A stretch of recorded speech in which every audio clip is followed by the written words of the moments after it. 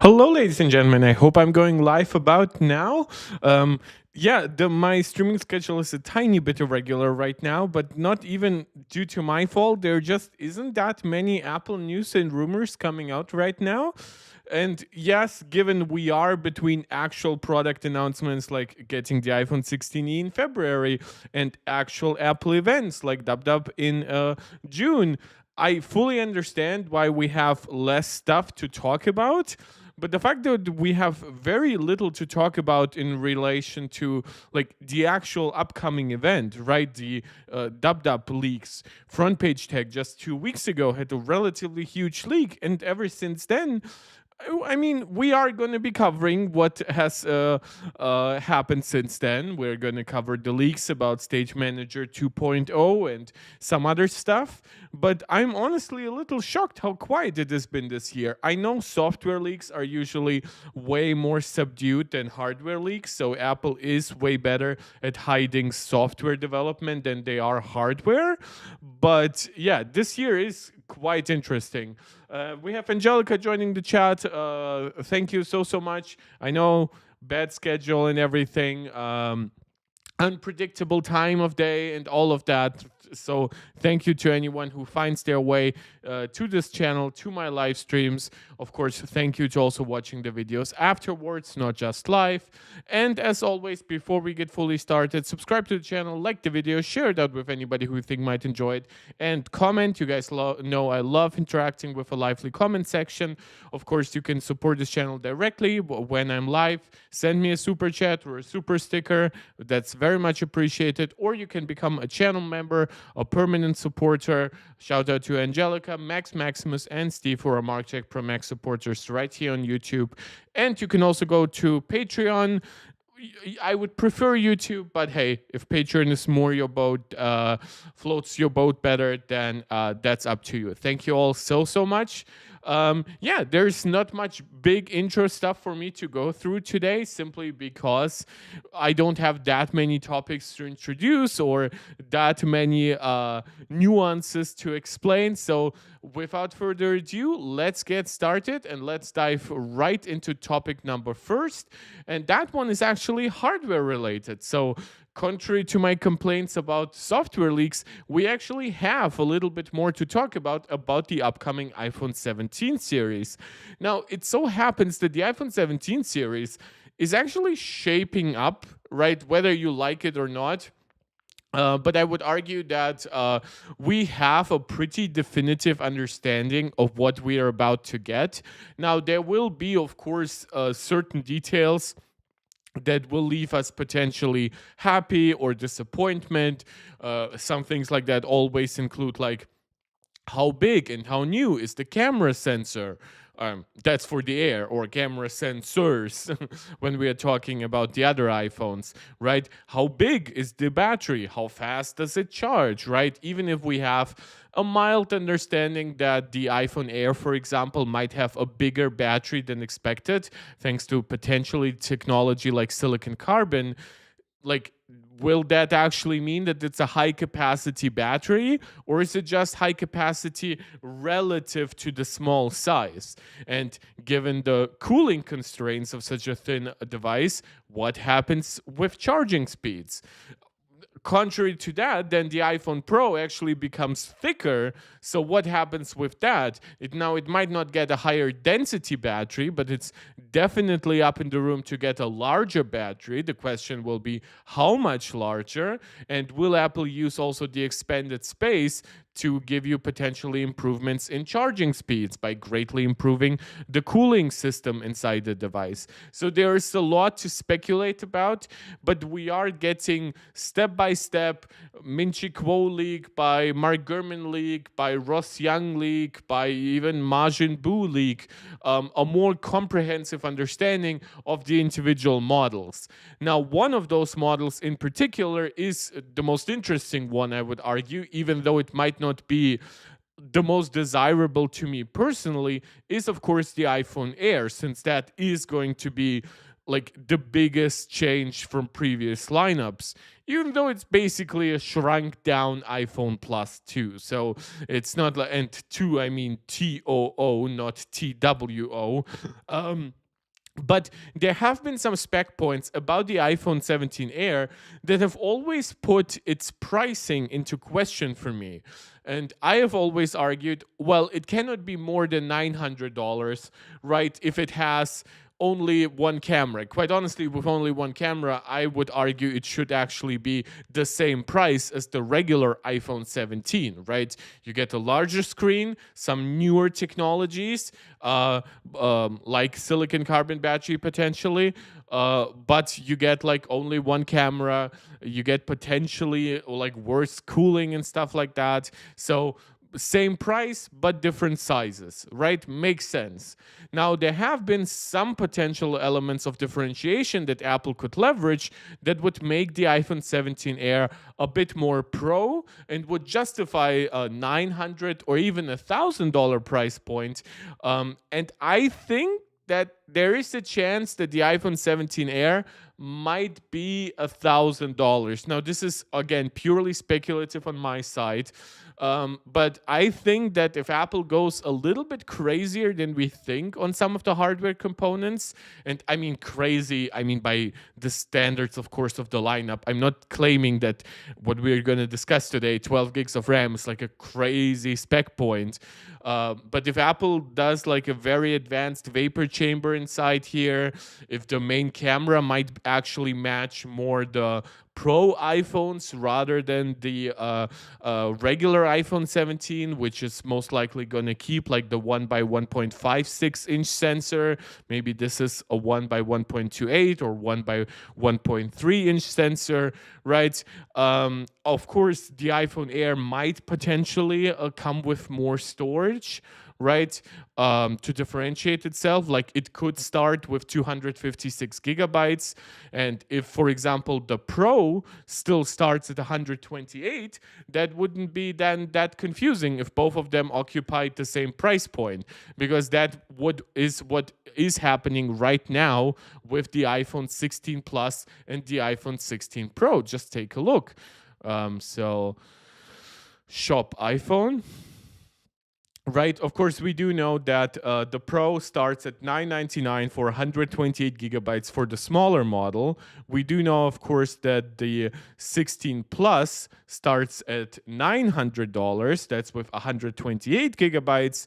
Now, let's say you wanted the 256 gigabytes. Now, that is actually the same cost as the smaller and lower storage configuration iPhone Pro. I could see Apple just cutting the 128 gigabytes from that, saying, look, if you want that little amount of storage, get the iPhone 17. Maybe we'll keep around the 128 gigabytes iPhone 17 Pro. More likely, we would just increase its price to $1099. And then our $999 model is actually the iPhone Air. And then the Pros are respectively $1099 and $1199, but obviously they also offer completely other advantages. Now, again, this is completely speculative, and this is something that I've been playing in my head with, because the original iPhone 17 Air rumors pointed to it costing like $12.99 or $13.99. And ever since then, I've been discussing with myself, well, what could justify that kind of pricing on a product that is clearly compromised in comparison to the Pros? And one compromise that we've actually heard about for quite a while is the amount of memory, or RAM to be more precise here, of the iPhone 17 Air. And we have been rumored that it would get the same 8 gigabytes of RAM as the base iPhone 17 model. Now there is a rumor that we might be getting actually 12 gigs of RAM, which is the rumored amount for the iPhones Pro. So this is coming from Minchi Kuo. So again, I'm not covering like any bum F word, not that F word, like the regular F word. No bumfuck little source. I am still trying to stick to the big guns here. Jesus, it's so weird when you don't say the actual slur. it sounds like you're using a worse slur. It's so bad.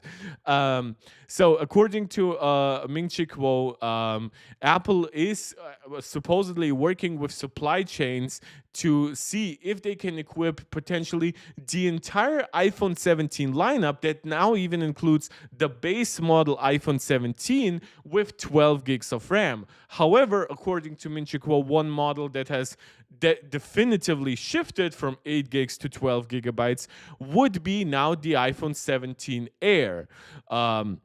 So previously we've heard that it might only be the Pro Max, then we've heard that it would be both of the Pro models, and now it might be 3 of the 4 models or even 4 of the 4 models. And to me, honestly, this wouldn't be very surprising for the simple reason that I think the Max actually did what I think the iPhones are about to do, which I mean is I actually predicted that instead of jumping to 16 gigabytes of memory, Apple would jump to 12 gigabytes of memory. But however demanding they seem to think Apple Intelligence is going to get, however demanding they might think regular macOS might gonna get, or how much more memory they might think that gaming might take up in the future, right? They decided to jump straight from 8 gigabytes to 16 gigabytes on the Mac. It happened with the M4 Mac Mini, iMac, all that fun stuff, right? And even before that, Apple actually updated the M2 and M3 MacBook Airs with 16 gigabytes of RAM as the standard configuration, even before introducing eventually the M4 MacBook Air. So what's funny here is that Apple went further beyond than I thought they would with the Mac, but now they seem to be doing still more than I thought they would be on the iPhone. Now, again, it will not surprise me if the Air gets 12 gigs of RAM, especially if it ends up being a little bit more expensive than some people think. If it's more about matching like the 256 gigabyte model iPhone 16 Plus rather than the base model iPhone 16 Plus. But if also the base iPhone 17 gets 12 gigs of RAM, that's actually pretty crazy, because this is the base configuration now of like the most Android flagships, right? Like, yeah, I know a lot of Android flagships give you like 16 gigabyte options on the absolute highest end. Samsung for some reason still doesn't. But given the efficiency of iOS when it comes to memory utilization, the fact that an $800 iPhone in the same year could come with the same amount of memory as the $1,300 Galaxy S25 Ultra, honestly is pretty crazy, and it would be a substantial jump. And in fact, I would at that point expect Apple to keep that amount of RAM for at least 3 years, just so that they could like even out the costs over the years. And also in his blog post, Ming-Chi Kuo actually mentions that 12 gigs of RAM, and that kind of makes sense, on average is 50% more expensive than 8 gigs of memory. Now, some might say, well, duh. Well, not really, because Apple is known to really like leverage their extreme production lineups, like the volume that they produce, the volume that they sell, to really push pricing down hard. Now, sure, might it cost 40% more rather than 50%? Might it even cost like 35% more? Sure, that's not even considering that Apple is most likely switching from 7500 megatransfers memory to 8533, or maybe even beyond that. Apple could go completely insane and say, look, AI needs a ton of bandwidth. So here, guys, you get 12 gigs of memory, and we're using the fastest available memory right now, which is 10,700 megatransfers, which is LPDDR5X technically, but also kind of almost LPDDR6 when it comes to the raw specification. So yeah, have fun. And we have seen like 10,700 megatransfers memory on devices like the Snapdragon that utilize the Dimensity 9400 or the Snapdragon 8 Elite. 8 Elite? Yeah. The branding of the Snapdragon chips is so stupid these days. Especially since the 8 Elite also still coexists with like the Snapdragon 8S Gen 4, right? Previously, you would have an 8 Gen 3, which would be the flagship, and then a slightly watered down version, which would be the 8S Gen 3. Now we have an 8 Elite, but we don't have an 8S Elite, we have an 8S Gen 4, which is just like the logical successor of the 8S Gen 3, but somehow then the 8 Gen 3 never got the same, at least in terms of nomenclature, logical successor, which would be an 8 Gen 4. It's really stupid, and I know Apple does weird branding things too, but I honestly have to say, if you're somebody who, because of memes on the internet, have somehow subscribed to the idea that Apple A changes designs just to change designs, in comparison to every other Android brand that every year switches the camera layout just for fun. And because, oh my God, the iPhone Air, like, look how random that camera will be. I'm like, it's literally like the first change in like half a decade at this point. Like, the biggest change, like, sure, on the cheaper models, on the iPhone 16, we got a decent camera change for the dual camera setup. But like the Pro models have stuck to like that stovetop design for years and years and years, ever since the iPhone 11 Pro series. So again, this is not to defend Apple, this is not to deflect from criticism, but this is just like to create an even playing field. I don't believe that truth is just for like, oh, the little guy, or it's like, oh, the small company needs our understanding, the big ones are gonna destroy us. No, we need to treat all of them with truth and justice. Please, not the American way right now. Yeah, just saying, it's a little bit confusing to me with like the reception to like design changes on Apple's side are always almost universally like, oh my God, it's gonna look terrible, we're gonna get fidget spinner camera designs, we are gonna get like whatever the terrible predictions were before we got the triangular camera arrangement on the iPhone 11 Pro series. I'm like, guys, just chill out, wait for the final result. You might not love it, use a case, use even like a camera lens cover or whatever, but please don't try to pretend like you already know what it's going to look like. Like, ever since we started getting these leaks, even like Front Page Tech itself, right, who has leaked a lot of it, has changed their mind like 2 or 3 times on a lot of this. Now, yes, we are looking at a more definitive understanding these days because it's now being corroborated by way more sources. But I just find whenever people are like, oh my God, this spec point is going to be disappointing. Oh my God, this battery size is going to be disappointing. And I'm not immune to that. For example, when it comes to the iPhone 17 Air, I have said time and time again that there is, to me, a criteria for like good Apple hardware that would make me not recommend the iPhone Air to anyone potentially. And it's not, oh, it needs more cameras, oh no, it needs an arbitrary amount of battery life. To me, it's stereo speakers. Like, I think over the years Apple has been so good with their speaker systems that it would be kind of really disappointing if in one go, and I know, I mean, ultimately I cannot predict the end result, right? Because the rumor isn't just that Apple is going to remove the bottom speaker, but that Apple is also going to substantially improve the front facing speaker. Now that depends. Are they going to make it 3 times as good, which is roughly what they would need to match the much better bottom speaker combined with a weaker front speaker? Or will they make it 50% better, which would make still the entire system like barely half as good as it was before?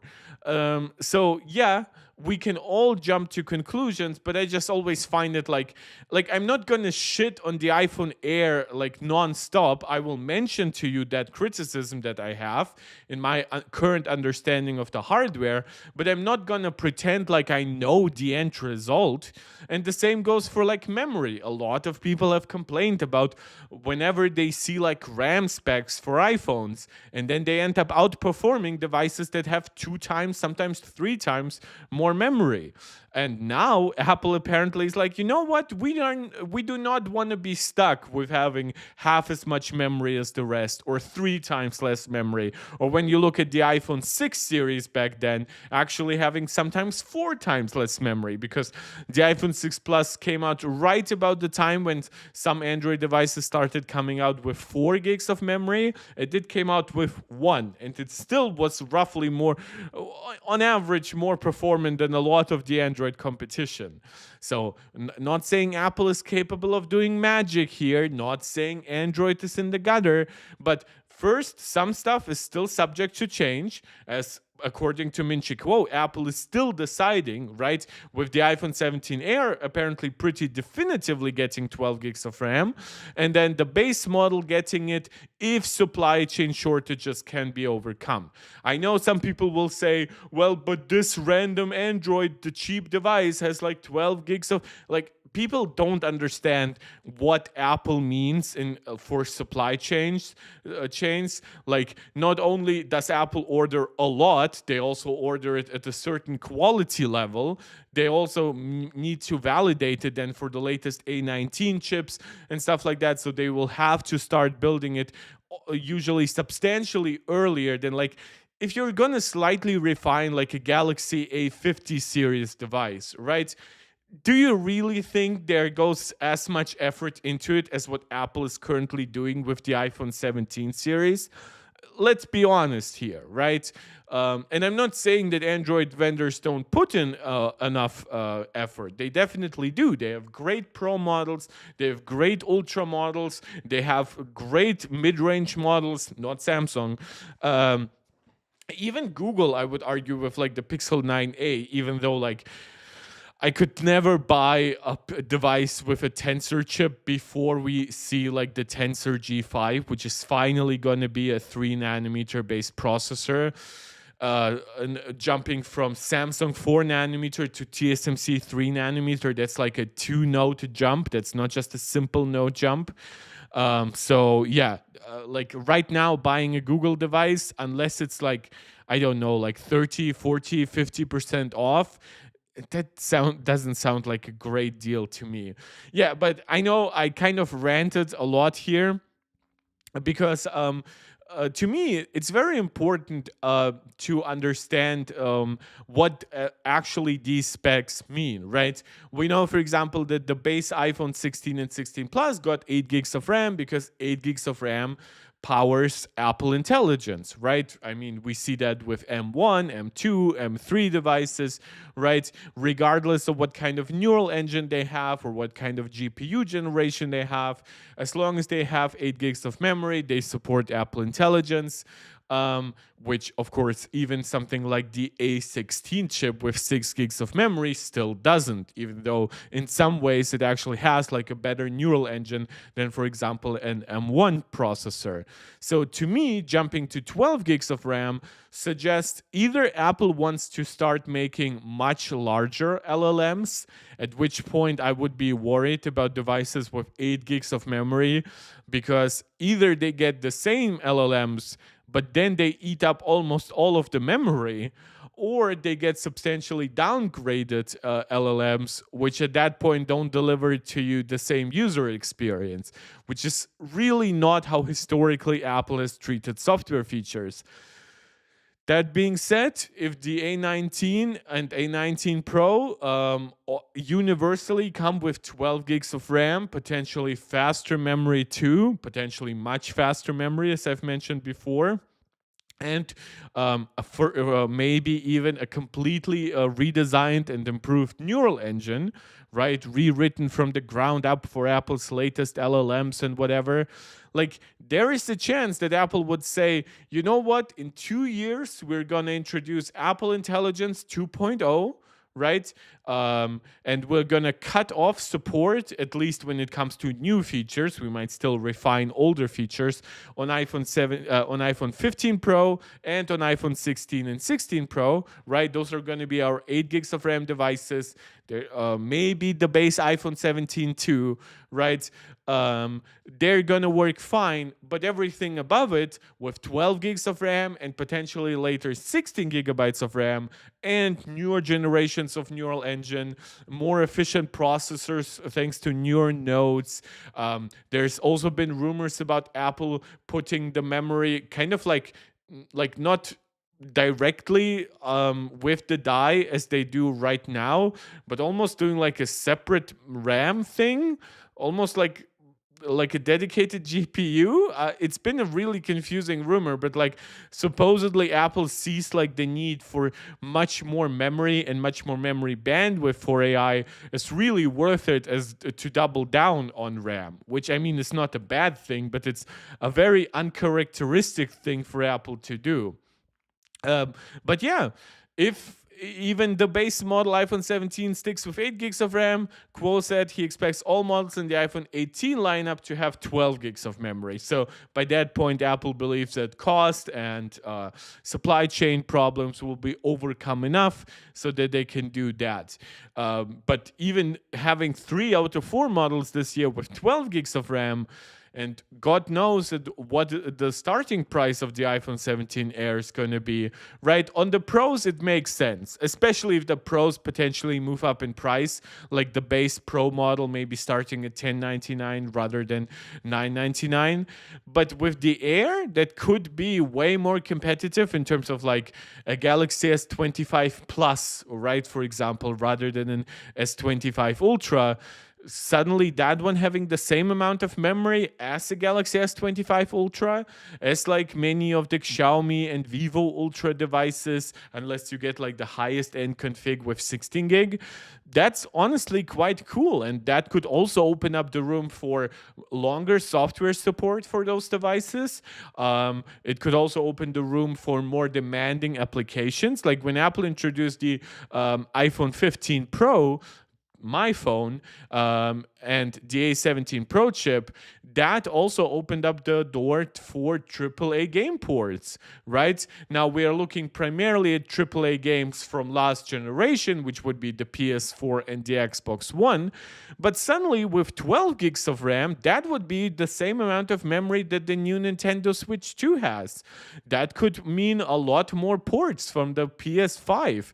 The PS5 having 16 gigs of RAM memory, out of which roughly 13 are available for games. And when you look, for example, at the Xbox Series S, that is a 10 gigabyte system with only 8 gigabytes roughly available for gaming, right? So suddenly we would have iPhones with more memory than at least the cheapest current generation console. So we could have pretty substantial gaming ports enabled by that.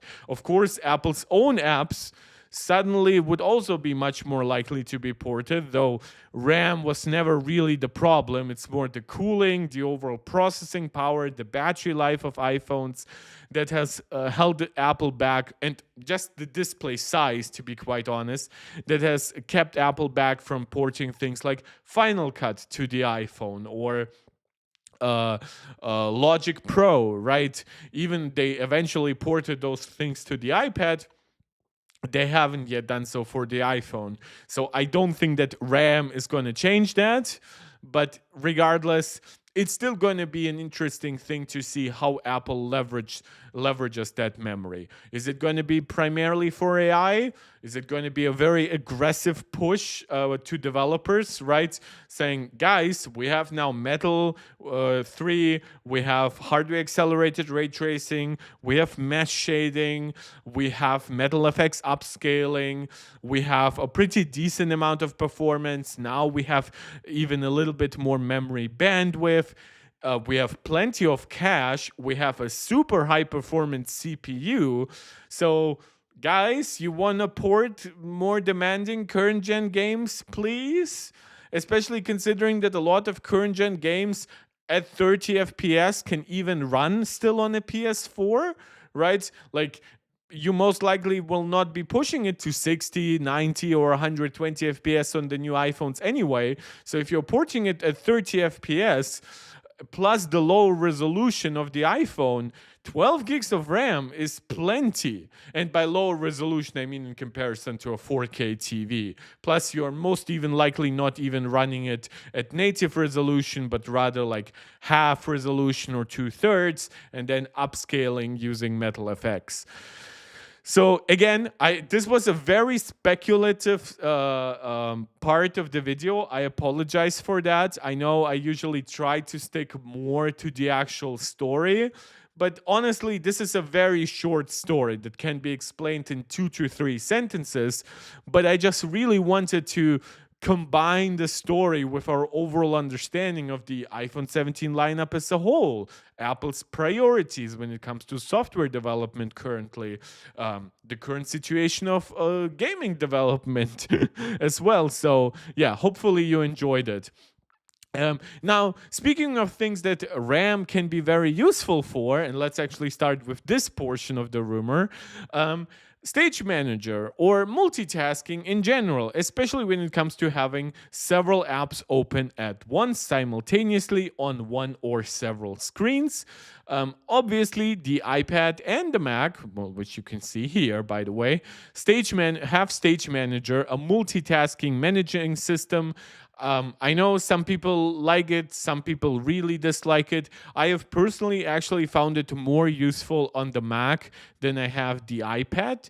On the iPad, given the 4:3 aspect ratio and the maximum 13-inch size, I really haven't had that many like situations where I needed more than 2 apps at once, which is usually works better with side by side rather than through Stage Manager. Plus, if I ever need a third app, I just do slide over and then I have like an elongated third app on the screen. And that's pretty much all I ever need. And no, I don't connect my iPad to a 5K or 6K external screen. Now, this rumor comes from Majin Buu. And Majin Buu has had a pretty decent track record recently, and this is why I'm covering a lot of his predictions leading up to Dub Dub and to the release of the iPhone 17. If he fails like across the board with his predictions for the latest Apple software and the latest Apple hardware, then yeah, I will definitely stop covering him as much. However, for now, he hasn't disappointed me, at least not this year. At least not that I can think of. So this is why I'm covering him. Obviously, he's still not on the same level as a Min Chi Kuo, a Ross Young, a Mark Gurman, right? So I will still treat his predictions with more grains of salt than usual, but I will cover him. And specifically, what I'm covering today are his rumors, predictions, whatever, about iOS 19, and we'll get to iPadOS 19 later on as well, and its supposed support for at least a limited version of Stage Manager on iPhone models with a USB-C port. Now,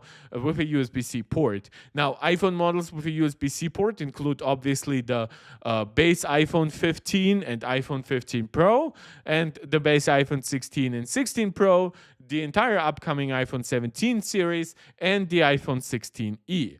There are differences in how performant these ports are, mainly the fact that the Pro models actually support Alexa B saying hello to the stream. Hi, I don't think I've seen you here yet, though I can think who you are, judging from your name.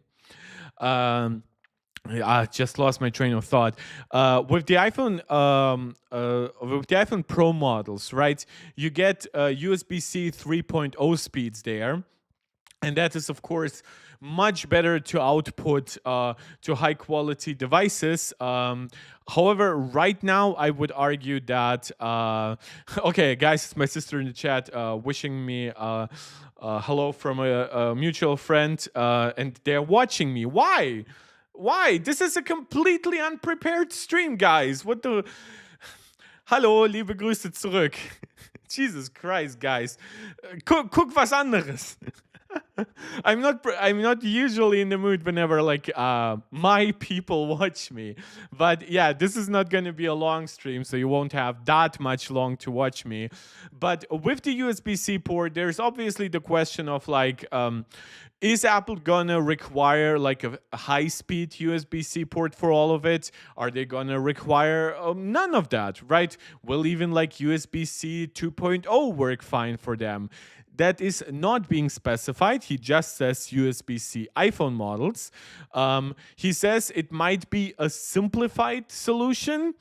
Given that Stage Manager is already quite simplified in comparison to what we get on operating systems like macOS, I'm not quite sure how well that would go with consumers.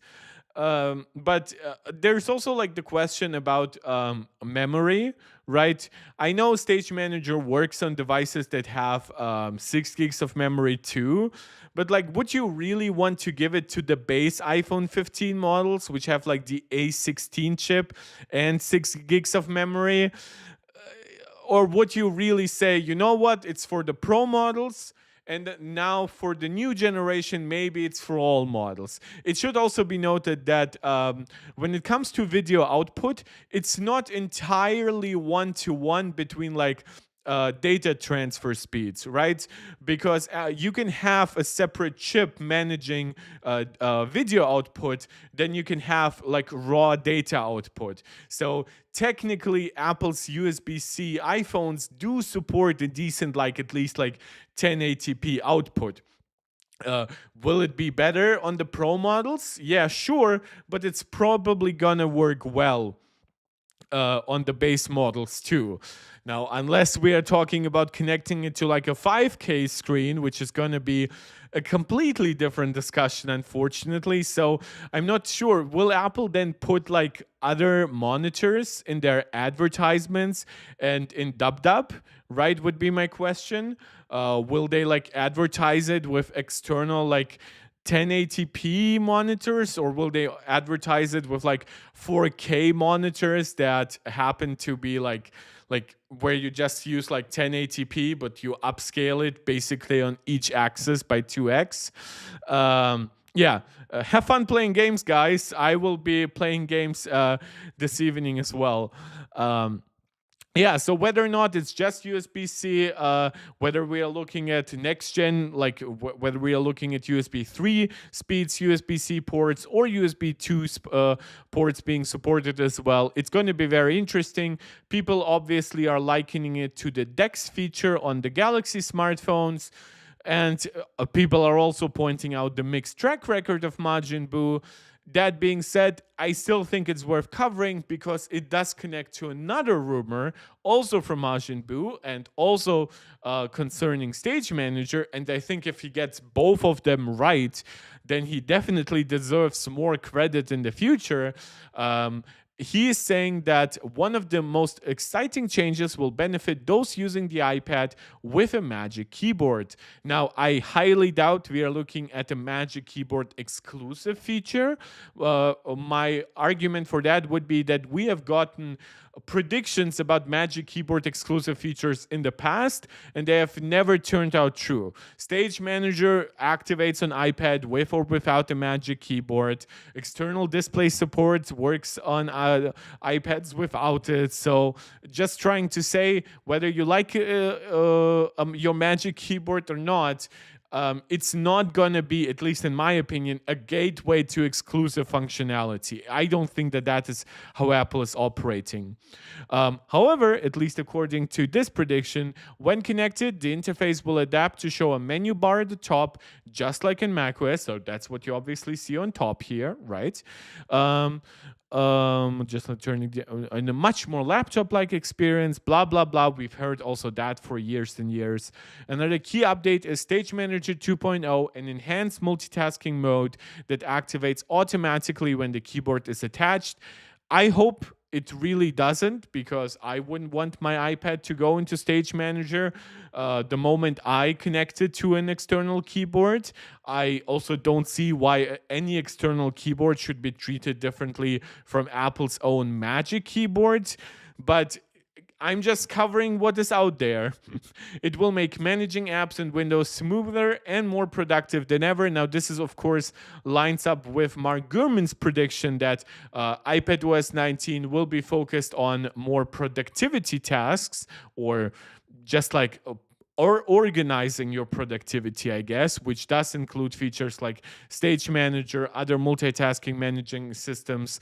So, is he correct? I don't know. Will we see more leaks and rumors surrounding this, like potentially something from Mark Gurman or Front Page Tech? I hope so. But I mean, given that it's only 1.5, it's actually less than 1.5 months until Dub Dub. So for now, I'm fine with just letting this leak stand on its own, and we're gonna see how it develops. I just wanted to show you that because, for one, it is a two-parter, right? So whenever somebody has like a little more to say, I tend to be a little bit more intrigued, right? So, what do I personally think of it? I think that a menu bar would actually be quite cool. I would be wondering how it works with the iPad, because the iPad cursor is obviously not like the arrow like cursor that we have on macOS, but it's a little circle.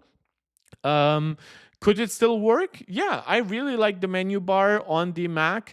A big part of what Mark Gurman has mentioned for iPadOS 19 and the new version of macOS is actually unifying the way they work. And one thing about it that could be unified, for one, and I've brought it up in previous videos too, would be the dock, right? Which right now works very differently from iPad to Mac. Then Control Center is actually way more similar between the iPad and the iPhone than it is between the iPad and the Mac. So I think the Mac finally getting all the control center features that the iPhone and the iPad have now had would go a long way. But then the iPad getting the menu bar of the Mac would, in my opinion, also make sense, because now whether you're looking basically at the top or the bottom of the operating system of your UI, you would have very similar elements between the iPad and the Mac. Dream SMP Shorts. Hi again, Mark. Haven't seen you in a while, Dream SMP. Welcome to the stream. You're joining at a rather inopportune moment where I'm actually almost close to wrapping off. What the fuck would be wrapping out? Jesus, what's happening with my tongue today? But yeah, as always, thank you to anyone who finds the streams. I know that my schedule over the last month has been abysmal. I am trying to get to a somewhat regularly scheduled program. So by the time Dub Dub rolls around, we have a more active live viewership. So as always, like the videos, subscribe, share them out, comment, because that all helps not just the algorithm, but it legit helps new people find my streams, interact with the content, suggest new things that make me a better streamer. So yeah, all of it would be very much appreciated. Yeah, that's about it for like the hard rumors. I don't think that we actually have like that much more. One disappointment that I had today was actually Mark Gurman's Power On newsletter. For one, I am now paying money for it, so I'm actually justified in being more disappointed in it than before. So he brings up some Siri internal team changes. I've covered those in the previous video, actually. He brings up questions about whether or not Apple can make all United States iPhones in India to avoid the high tariffs against China. So plenty of interesting stuff. Benveni also joining the stream saying, are you going to stream on WWDC or just a few days after? I don't know my work schedule yet for early June. I will probably know it sometime in the next 2 weeks. I would prefer to be able to stream it. Obviously, streaming Dub Dub always involves not actually showing Dub Dub, right? Because Apple streams are a good way to get demonetized and even blocked. But I would prefer to stream it if I can. I have in the past been pretty good at freeing up some work time to find time to stream. Plus, I really enjoy Dub Dub.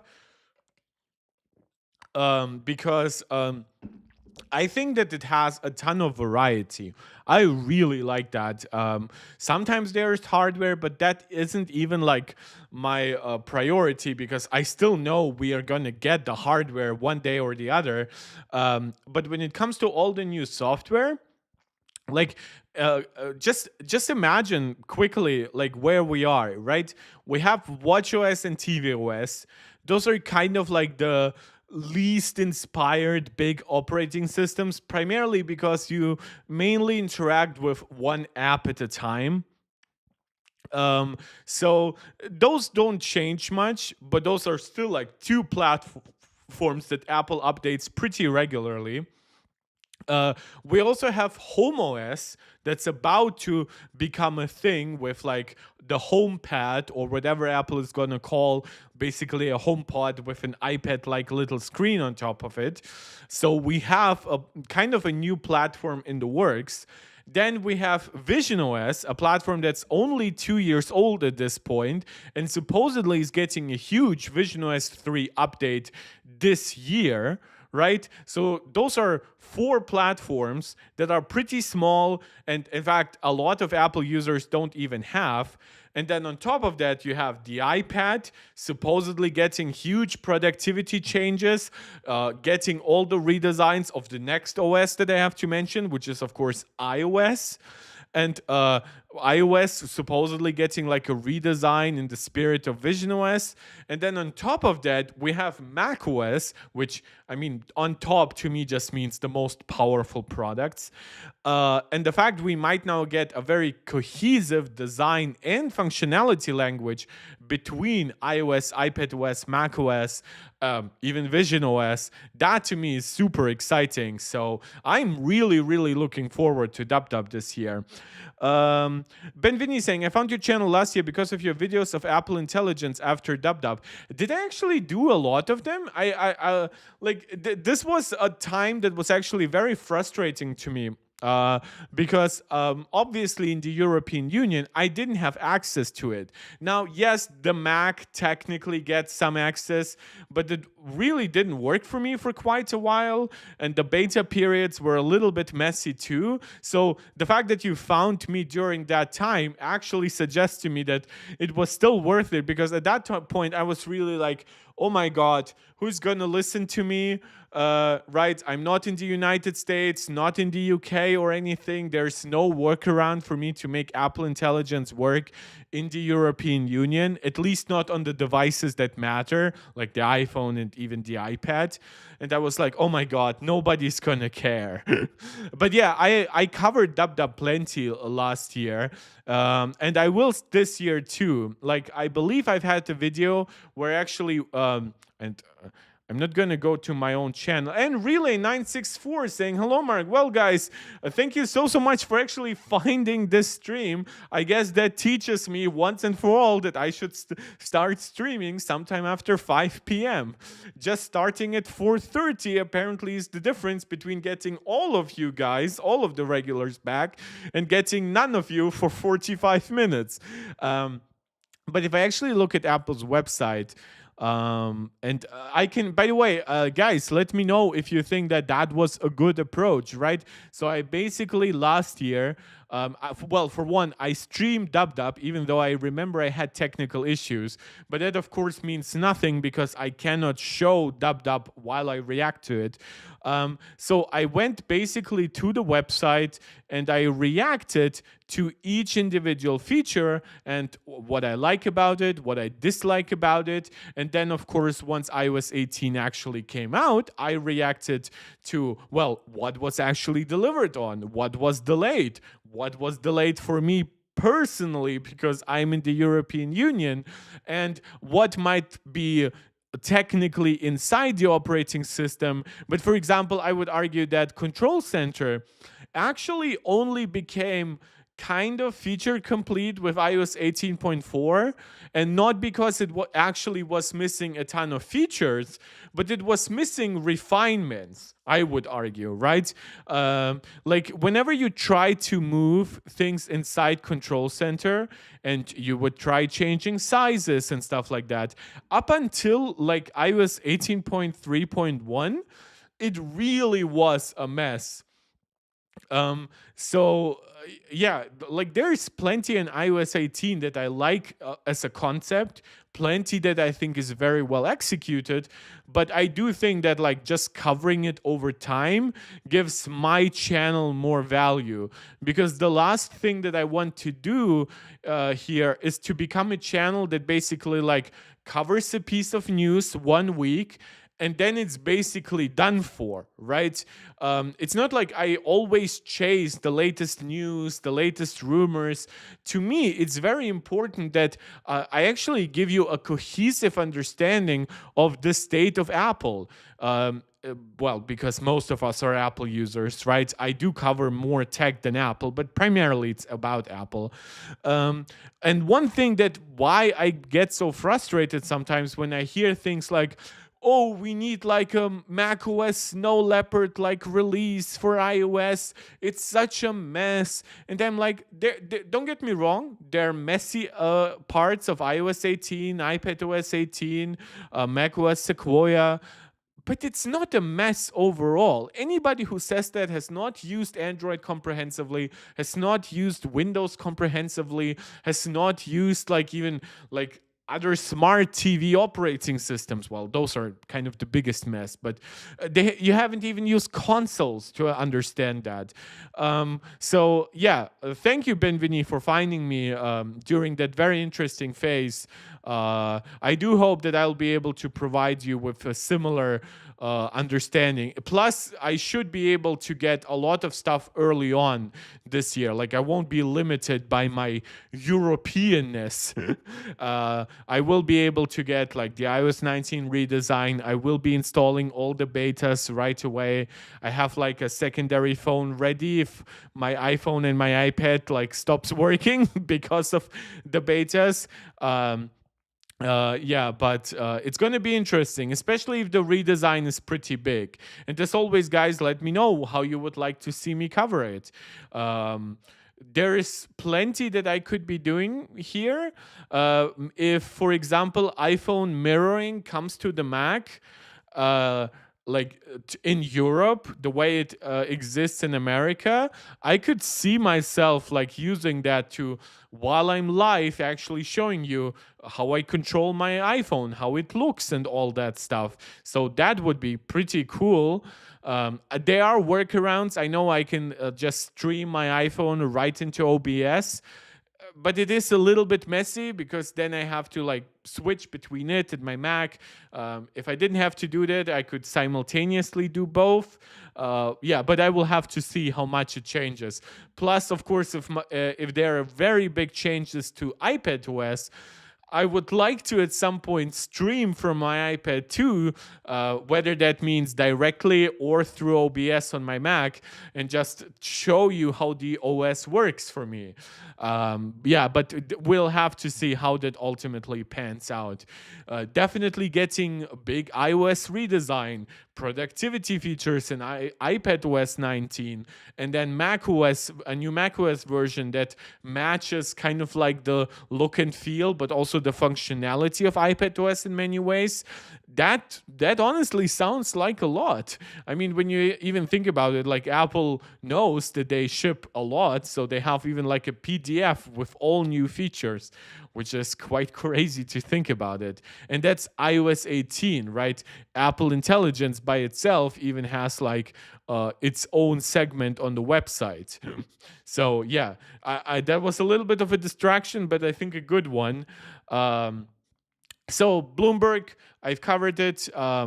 Siri team changes, Apple production challenges as they try to avoid tariffs, and the last piece of news, and that to me is honestly, Jesus. So Meta is working on new smart glasses for $1,000. So supposedly Apple is working on its own smart glasses, currently codenamed N50. This device isn't close to being ready yet, which immediately makes this not very interesting to me. Its main focus is going to be basically delivering Apple Intelligence to your eyes. I have a profound problem with Mark Gurman's framing of this stuff. I don't think that Apple is trying to push Apple Intelligence to your eyeballs. I think Apple is trying to push iOS, iPadOS, macOS, the App Store to your eyeballs. And part of all those experiences is and will be Apple Intelligence. But sure, visual intelligence is going to be a bigger part of smart glasses than it is on a smartphone, than it is on a tablet, than it is on a Mac. But I don't think that Apple is building those devices simply as gateways for Apple Intelligence. I think Apple still wants pretty good products that generate a decent amount of revenue, a high amount of profit. So whenever Mark Gurman just goes babbling on how Apple Intelligence is the biggest thing inside Apple, I'm like, it really doesn't look that way. I mean, sure, it is a lot of their marketing right now because that's just the current trend inside the tech industry, and it's a big part that has sent a lot of tech stocks to the stratosphere. I don't actually think that that takes away from Apple's usual focus on hardware quality, a nicely designed and intuitive operating system, an app store where Apple can collect a commission rate, as part of their business. It's just, yeah, it's all a little weird the way it's being phrased right now. Also, at some point, I don't know where he mentions it. He says Apple cannot afford to get something wrong right now because of the delay of Apple Intelligence. And I have yet to hear from any regular person in my life about for one, about AI that much in general, right? I hear about chat GPT for some general stuff, some translating, some summarization, right? But I have never heard from somebody say, oh, Apple had to delay Apple Intelligence. That means Apple is doomed. And I feel like whenever Mark Gurman talks about AI, I feel like he just tries to be more of an expert on this topic than he actually is. So yeah, whatever it is, it's a pretty boring Power Run newsletter this weekend. Maybe we'll get something more interesting next week. Seems like smaller leakers are at this point more active than Mark Gurman, but who knows? Maybe a month or maybe 2 weeks before the actual dub, he will come out and give us the most comprehensive understanding of the event that anybody can deliver. So yeah, take it as you will, right? I'm not promising you anything, but just trying to say it's a tiny bit iffy the way he phrases certain things. Yeah, but beyond that, we don't have that much more to cover. To be quite honest, I thought about maybe streaming MKBHD's video on the on the latest Oppo Find X8 Ultra. Quite honestly, I'm not very interested. This stream, it was about an hour long. I would rather keep a little bit more powder dry for a future stream. I'm fine with streaming, quote unquote, just an hour for now. And hey, if something comes out in the meantime, I know that tomorrow evening I'm actually pretty free. So yeah, I will be there if there's something new that drops surprisingly. Otherwise, I'll probably be here on Tuesday. And as always, let me know what you would like to see me cover then. Before I fully leave, subscribe to the channel, like the video, share it out with anybody who you think might enjoy it, comment. Don't just comment live, but also comment afterwards. And of course, you can leave a super chat whenever you catch me live to support this channel directly. You can also become a channel member right here on YouTube or support you over on Patreon. Any direct, indirect support, or even just watching the videos is very much appreciated. Thank you guys so much. This was fun, and this is Mark Tech tuning out.